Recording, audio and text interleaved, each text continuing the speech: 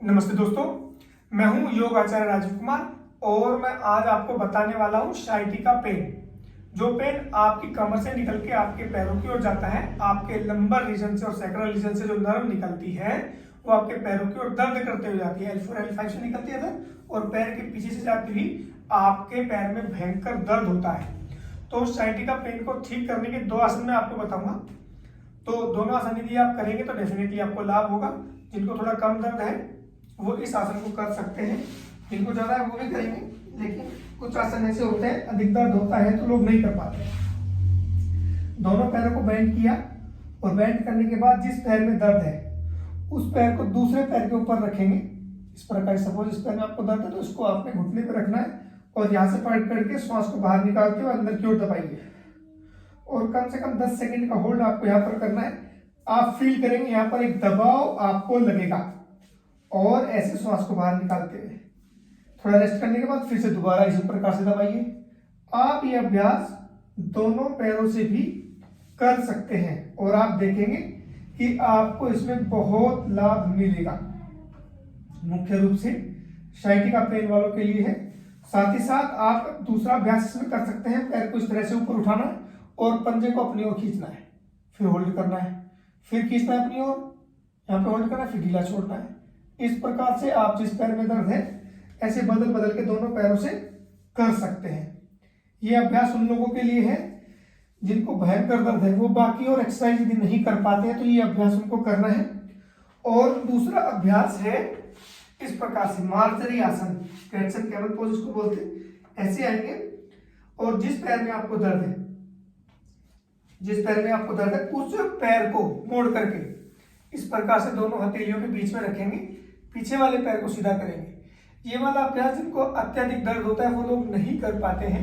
जब कम दर्द हो जाए अभ्यास करने के बाद तो फिर आप इसका अभ्यास कर सकते हैं। इसमें श्वास को बाहर निकालते हुए you are to touch your forehead to the floor and you are to breathe out. इस प्रकार से यहाँ लगभग 10 सेकेंड का होल्ड आप करेंगे और फिर श्वास को अंदर भरते हुए ऊपर आएंगे।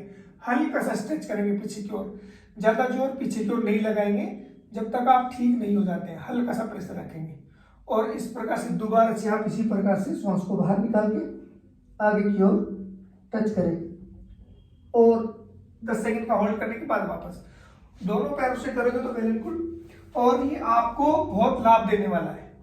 श्वास को बाहर निकालते हुए उसी प्रकार से नीचे की ओर दबाना है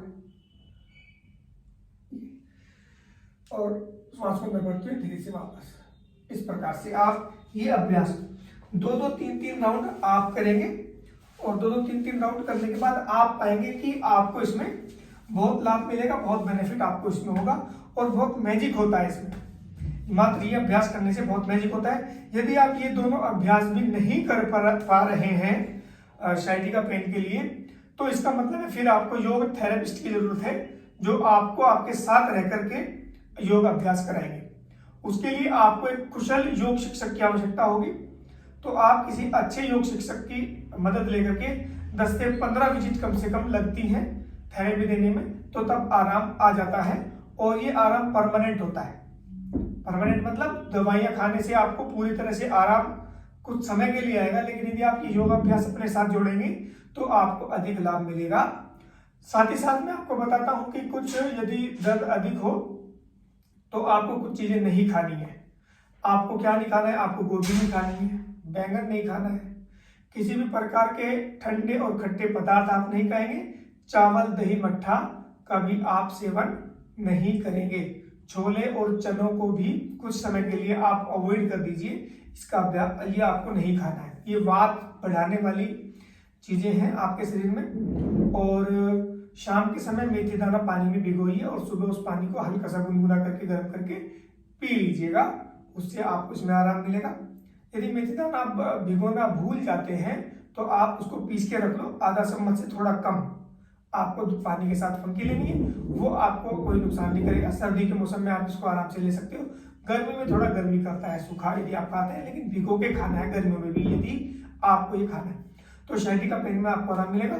और ऐसी अच्छी जानकारी प्राप्त करने के लिए हमारे चैनल को लाइक और सब्सक्राइब कर लीजिए, क्योंकि हम इस प्रकार की ऐसी बिना दवाइयों के आप कैसे निरोग रह सकें वो सारी बातें हम आपको बताते हैं।